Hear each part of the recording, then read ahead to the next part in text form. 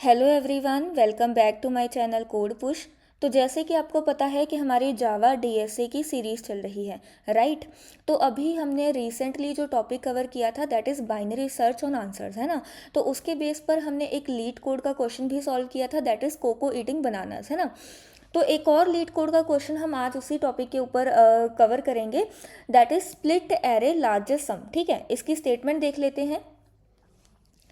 Given an integer array numbers, ठीक है, हमें एक इंटीजर एरे दिया गया है नंबर्स का एंड एन इंटीजर के, और एक इंटीजर की वैल्यू दी गई है दैट इज के, है ना। स्प्लिट नंबर्स इनटू के नॉन एम्प्टी सब एरेज। अब हमारे पास जो एरे दिया गया था नंबर्स वाला, उसको हमें के सब एरेज में डिवाइड करना है, ठीक है, स्प्लिट कर देना है।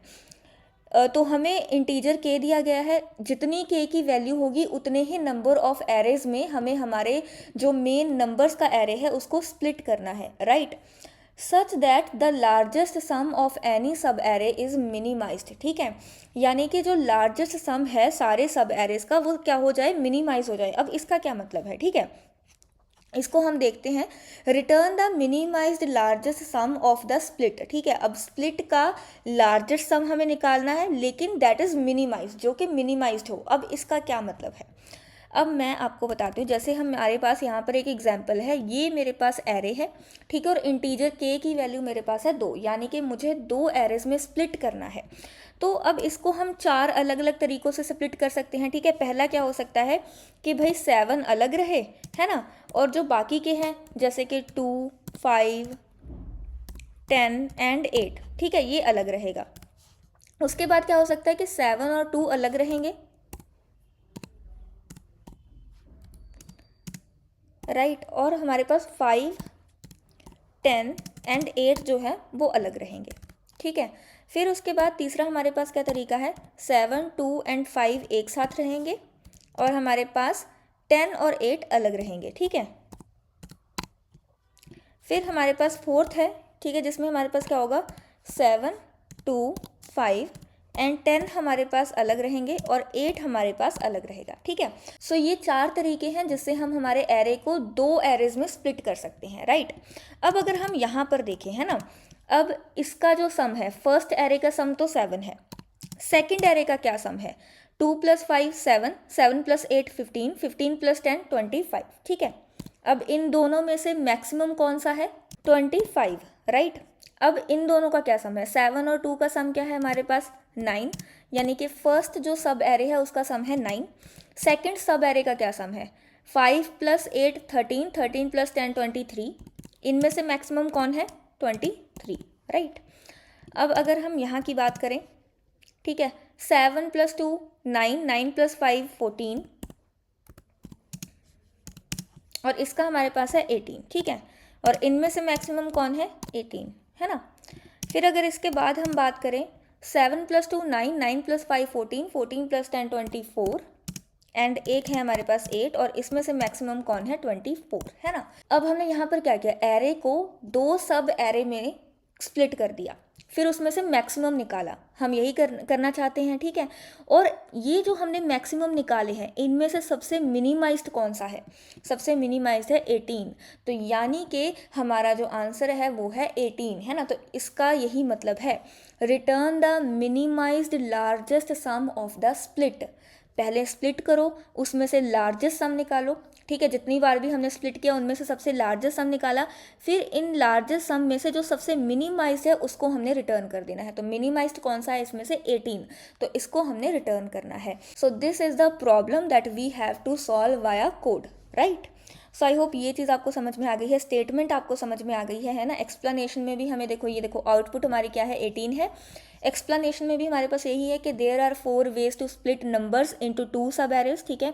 The best way is to split it into 7, 2, 5 and 10, 8 where the largest sum among the 2 sub array is only 18, right तो अगर हमने कोको ईटिंग बनानास वाला क्वेश्चन देखा हो, ठीक है, तो उसी तरीके से, उसी सेम तरीके से हम इस क्वेश्चन को भी सॉल्व करेंगे, राइट। तो अब जब भी हमें बाइनरी सर्च को यूज़ करके कोई भी क्वेश्चन को सॉल्व करना होता है, तो सबसे इम्पॉर्टेंट जो पार्ट होता है और जो सबसे फर्स्ट पार्ट होता है वो होता है कि हमें डिसाइड करना है कि हमारी लोअर और हायर की वैल्यू क्या रहेगी, यानी कि जो हमारा आंसर है उसकी पॉसिबल मिनिमम वैल्यू क्या होगी एंड मैक्सिमम वैल्यू क्या होगी। यानी कि हमें एक रेंज डिसाइड करनी होती है जिसके बिटवीन हमारा जो आंसर है वो लाई करेगा, राइट। तो अगर हम मिनिमम सम की बात करें, है ना, कि जब हम इन एरेस को स्प्लिट करेंगे और अगर हमें मिनिमम सम फाइंड आउट करना है तो वो क्या हो सकता है, यानी कि मिनिमम जो पॉसिबल आंसर है वो क्या हो सकता है, एटलीस्ट हमारे पास क्या होगा, वो maximum element from our array, right. कि जो हमारे पास एरे है उसमें जो मैक्सिमम एलिमेंट है वो हम कंसीडर कर सकते हैं कि वो हमारा क्या हो सकता है, लोअर सम हो सकता है। अगर हम बात करें कि हाईएस्ट वैल्यू हमारे पास क्या हो सकती है, हाईएस्ट वैल्यू हमारे पास हो सकती है sum of all the elements of array, है ना, sum of all the elements of array, right. ठीक है, तो आई होप ये चीज़ आपको, इसका लॉजिक आपको समझ में आ गया है। ठीक है, देखो हायर वैल्यू हमारे पास क्या हो सकती है कि भाई एक एरे में, एक सब एरे में हमारे पास सभी एलिमेंट्स का जो है वो सम हो जाए, है ना।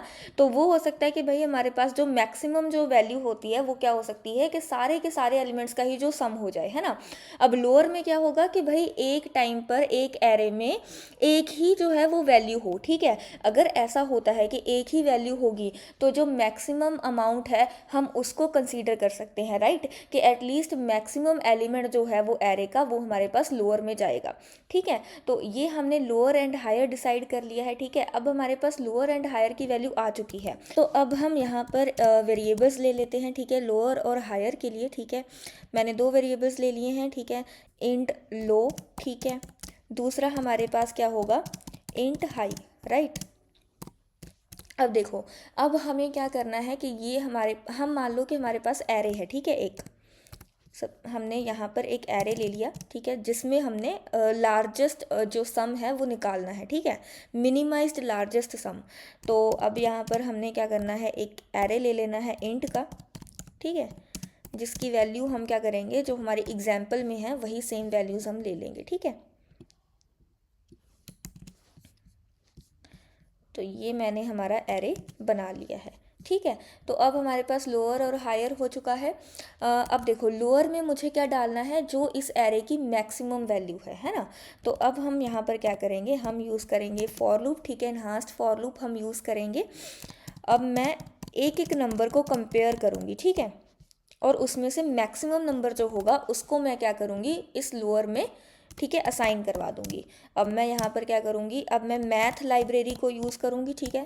मैथ लाइब्रेरी में से हम कौन सा मेथड यूज़ करेंगे, मैक्स मेथड, जिसके अंदर मैंने क्या क्या पास कर दिया है, अपना लोअर एंड नंबर, ठीक है। इन दोनों में से जो भी मैक्सिमम होगा वो मेरे लोअर में चला जाएगा, राइट। ठीक है, अगर अब हम हाई की बात करें तो हाई में क्या होगा, ये जो मेरा एरे है इसमें जितने भी नंबर्स हैं उन सबका सम, राइट। तो मैं यहाँ पर क्या करूँगी, high plus is equals to num, right. So ये चीज़ आई होप आपको समझ में आ गई है, ठीक है। अब हम बात करते हैं, देखो हमारे पास लोअर और हायर आ चुका है ना। अब फिर उसके बाद हम क्या करते हैं, हम यूज़ करते हैं वाइल लूप को, ठीक है। अब वाइल लूप में हमारे, देखो ये वाली जो चीज़ें हैं ये तो आपके, मुझे लगता है अब तक टिप्स पे हो जानी चाहिए, क्योंकि हमने बाइनरी सर्च के इतने क्वेश्चन सॉल्व कर लिए हैं कि ये चीज़ हमें पता ही है कि अब हमारे पास पहले हमें लोअर और हायर निकालना होता है, फिर उसके बाद हम वाइल लूप लगाते हैं, फिर उसके बाद हम मिड कैलकुलेट करते हैं, और फिर हम हमारे आंसर को कंपेयर करते हैं, है ना, कि अगर हमारा आंसर क्लोज है या नहीं है ना, फिर उस अकॉर्डिंग हम लेफ़्ट और राइट की साइड को मूव करते हैं। तो अब हमारा जो वाइल लूप है वो कब तक चलता है, जब तक हमारा जो लोअर है वो हायर से लेस है या फिर उसके इक्वल है, राइट। अब हम क्या कैलकुलेट करेंगे, मिड कैलकुलेट करेंगे, है ना। और मिड को कैलकुलेट करने का हमारे पास क्या तरीका होता है, low plus high minus low divided by 2, right.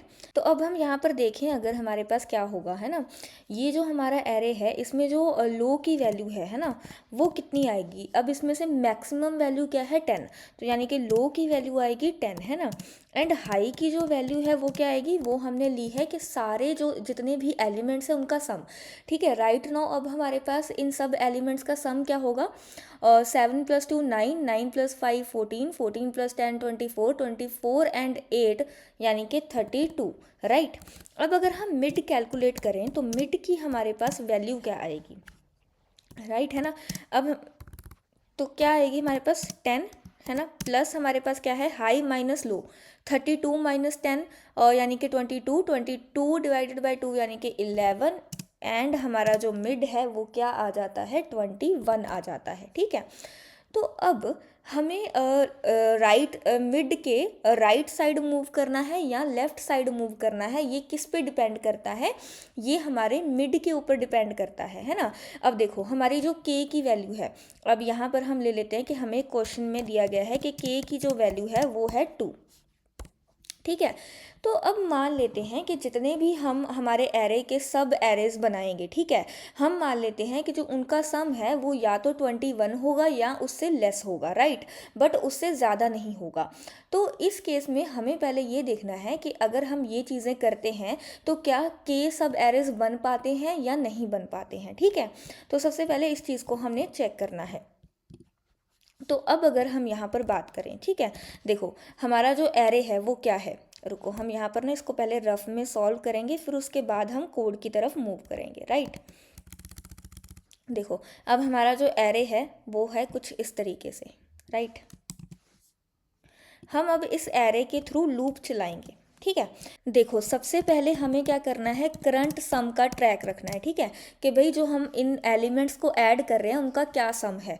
ठीक है, तो अभी के लिए हम यहाँ पर 0 रख देते हैं। फिर हमें किसका ट्रैक रखना है कि कितने सब एरेज बन रहे हैं, इस मिड की इस वैल्यू के अकॉर्डिंग हमारे कितने सब एरेज बन रहे हैं। ठीक है, तो उनका हमें काउंट रखना है। ठीक है, तो सब एरे का काउंट हमें रखना है, उसका ट्रैक रखना है। ठीक है, स्टार्टिंग में इसकी वैल्यू हमारे पास क्या है 1 है। अब देखो अब हमें क्या करना है कि इस करंट सम में अगर हम इस 7 को ऐड करते हैं, ठीक है, तो जो हमारे पास करंट सम है, ठीक है, अगर हम उसमें हमारे इस वाले नंबर को ऐड करते हैं तो हम चेक करेंगे कि क्या इसकी जो वैल्यू है वो हमारे पास हमारे मिड के लेस देन या इक्वल है। यस, तो इसका क्या मतलब है कि हम ऐड कर सकते हैं। ठीक है, तो हम इस करंट सम में इस नंबर को ऐड कर देंगे। ठीक है, तो जैसे ही हम करंट सम में इस नंबर को ऐड करेंगे तो हमारे पास यानी कि 0 + 7 है ना, तो हमारा जो करंट सम है अभी के लिए क्या हो गया है 7 हो गया। ठीक है, तो हमारी करंट सम की जो वैल्यू है वो क्या हो चुकी है 7 हो चुकी है, राइट। अब फिर हम क्या करेंगे, नेक्स्ट हम इसके पास जाएंगे 2 के पास। अब अगर हम इस करंट सम यानी कि 7 में अगर हम 2 ऐड करते हैं तो क्या इसकी वैल्यू लेस देन या फिर इक्वल टू 21 है। यस, तो यानी कि हम कर सकते हैं। तो अभी हमारे पास जो करंट सम है वो क्या हो जाएगा 9 के इक्वल हो जाएगा, राइट। अब इस करंट सम में अगर हम इस 5 को ऐड करते हैं, ठीक है, तो 9 + 5 अगर हम 5 को ऐड करते हैं तो क्या वो लेस देन इक्वल्स टू किसके है 21 के है। यस, तो इसका मतलब है कि हम ऐड कर सकते हैं। तो हमारे पास करंट सम की जो वैल्यू है अब वो कितनी हो गई है 14। ठीक है, अब नेक्स्ट स्टेप में हम किसके पास गए 10 के पास। अब हम चेक करते हैं कि अगर हम 14 को 10 के साथ प्लस करते हैं तो क्या वो लेस देन इक्वल्स टू 21 होता है। नो, तो इसका क्या मतलब है कि हम अब करंट सम में और वैल्यू ऐड नहीं कर सकते हैं। अब हमें क्या करना पड़ेगा, नया एरे क्रिएट करना पड़ेगा, यानी कि अब यहीं से हमारा जो एरे है वो स्प्लिट हो जाएगा। तो उस केस में हमारे पास क्या होगा, उस केस में ये जो हमारा सब एरे का काउंट है उसकी जो वैल्यू है वो बढ़ जाएगी, है ना। तो सब एरे की काउंट की जो वैल्यू है वो बढ़ जाएगी, यानी कि अब हम नया सब एरे बनाना शुरू कर रहे हैं। ठीक है, और जो करंट सम है उसकी जो वैल्यू है वो क्या होगी, ये जो नंबर हम ऐड करने का ट्राई कर रहे थे वो हमारे करंट सम की वैल्यू हो जाएगी, राइट। तो ऐसे करते करते हमें ये भी चेक करना है कि अगर जैसे ही हमारा ये जो सब एरे का काउंट है जैसे ही ये हमारा सब एरे का काउंट के से बढ़ जाता है तो इसका मतलब क्या हो जाएगा कि हमारा जो आंसर है वो इनवैलिड है, ठीक है। और एंड तक अगर हमारा ये जो सब एरे का काउंट है वो के से लेस देन रहता है या इक्वल टू रहता है तो उस केस में हमारा जो आंसर है वो क्या होगा, वैलिड होगा, ठीक है। तो इसी तरीके से हमें चेक करना है, अगर हमारा आंसर वैलिड होता है तो इसका मतलब है कि हम हमारे आंसर को और मिनिमाइज कर सकते हैं। और अगर और मिनिमाइज कर सकते हैं तो यानी कि हमें कहाँ जाना होगा, लेफ्ट साइड में जाना होगा। और जब हम मिड के लेफ्ट साइड जाते हैं तो हम क्या करते हैं, हाई की वैल्यू को क्या कर देते हैं, मिड -1 कर देते हैं। और इन केस अगर हमें राइट साइड जाना होता है तो हम क्या करते हैं, लो की वैल्यू को मिड +1 करते हैं, ठीक है। तो ये हमारा लॉजिक है, आई होप आपको समझ में आया होगा। तो अब इसको हम कोड के थ्रू देखते हैं। तो अब यहाँ पर एक फंक्शन बना लेते हैं इज़ वैलिड आंसर के नेम से, ठीक है, जो हमारे पास 3 पैरम्स लेगा। सबसे पहला है हमारा आंसर यानी कि मिड, उसके बाद हमारा नंबर्स का एरे और के की वैल्यू, जिसके बेस पर हम चेक करेंगे कि हमारा जो आंसर है वो वैलिड है या नहीं, राइट। तो अब देखो, सबसे पहले मैं क्या कर लेती हूँ, एक वेरिएबल ले लेती हूँ काउंट के लिए, जो ये चेक करेगा कि कितने सब एरेज बन रहे हैं, ठीक है। सब एरेज के काउंट का ट्रैक रखेगा, ठीक है। तो इसकी इनिशियल वैल्यू हम रखेंगे 1, ठीक है। और इसके अलावा हम ले लेंगे एक वेरिएबल करंट सम के लिए, ठीक है। तो करंट सम की जो वैल्यू है स्टार्टिंग वो हमारे पास रहेगी 0, ठीक है। अब हम क्या कर लेते हैं, फॉर लूप लगा लेते हैं, ठीक है, हमारे नंबर्स के एरे के लिए।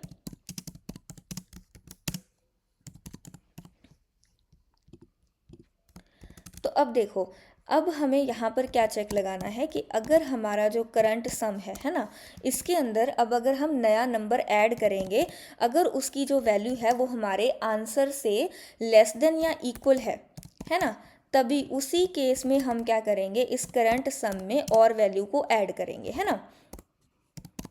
और अदरवाइज हम क्या करेंगे, एल्स के केस में हम क्या करेंगे, इसका मतलब जैसे ही हमारी जो वैल्यू है वो एक्सीड हो जाती है, ठीक है, सॉरी यहाँ पर हमारा आंसर आना था, है ना। जैसे ही हमारी ये जो वैल्यू है करंट सम की वो हमारे आंसर से एक्सीड हो जाती है, तब हम क्या करेंगे, नए सब एरे में चले जाएंगे, है ना। नए सब एरे में चले जाएंगे तो इसका मतलब क्या है कि काउंट की जो वैल्यू है वो क्या हो जाएगी, ++ हो जाएगी, और जो करंट सम है वो हमारा किसके इक्वल हो जाएगा, नंबर के इक्वल हो जाएगा, राइट। और फिर हम क्या करेंगे, ये भी चेक करेंगे कि अगर हमारी काउंट की जो वैल्यू है वो के से एक्सीड हो गई है, ठीक है। अगर काउंट की वैल्यू के से एक्सीड हो गई है तो इसका मतलब हमारा जो आंसर है वो वैलिड नहीं रहेगा, तो हम फॉल्स रिटर्न कर देंगे, ठीक है। और जैसे ही हमारा जो फॉर लूप है अगर वो कंप्लीट हो जाता है तो हम क्या रिटर्न कर देंगे, ट्रू रिटर्न कर देंगे, ठीक है, राइट। सो आई होप ये चीज़ आपको समझ में आ गई होगी, है ना। अब इस वैलिड आंसर में हमें क्या क्या पास करना है, ठीक है, हम ये देख लेते हैं। सबसे पहले हमें मिड की वैल्यू पास करनी है, फिर उसके बाद हमें एरे पास करना है हमारा, और उसके बाद हमें के की वैल्यू पास करनी है, राइट। अब अगर हमारे पास आंसर जो है वो वैलिड है, यहाँ पर हम एक वेरिएबल ले लेते हैं आंसर के लिए, राइट। और इसकी वैल्यू अभी हम जो हाई की वैल्यू है वही रख देते हैं सेम, ठीक है। तो अब देखो, अगर हमारा जो आंसर है वो वैलिड है तो हमारे पास चांसेस हैं कि ये जो हमारा मिड है, ठीक है, वो हमारा आंसर हो सकता है। तो हम क्या कर सकते हैं, इस आंसर में इस मिड की वैल्यू को असाइन कर देते हैं, राइट। और इसके अलावा हमारे पास क्या था कि अगर वैलिड आंसर है तो हम और मिनिमाइज्ड वैल्यू ट्राई कर सकते हैं ना। तो यानी कि अब हमारे पास जो हाई है उसकी वैल्यू हम क्या रख सकते हैं, मिड -1 रख सकते हैं, राइट। और एल्स के केस में हमारे पास क्या होगा, एल्स के केस में हम क्या जाएंगे, राइट साइड में जाएंगे, और राइट साइड में जाते हैं जब हम तो क्या करते हैं, लो = मिड +1 करते हैं, ठीक है। और लास्ट में जब हम वाई लूप से बाहर आएंगे तो हम हमारे आंसर को क्या करवा देंगे, प्रिंट करवा देंगे, ठीक है। सो system.out.println, और हमारा जो आंसर है वो क्या हो जाएगा, प्रिंट हो जाएगा, ठीक है। तो अब इसको एक बार रन करके देख लेते हैं, ठीक है। तो हमारे पास देखो आंसर हमारे पास क्या आ गया है, 18 आ गया है ना। तो और एक दो एग्जाम्पल्स जो लीड कोड में ही हमारे पास हैं उनको भी हम करके देख लेते हैं कि हमारा जो आंसर है वो सही आता है या नहीं आता है, राइट।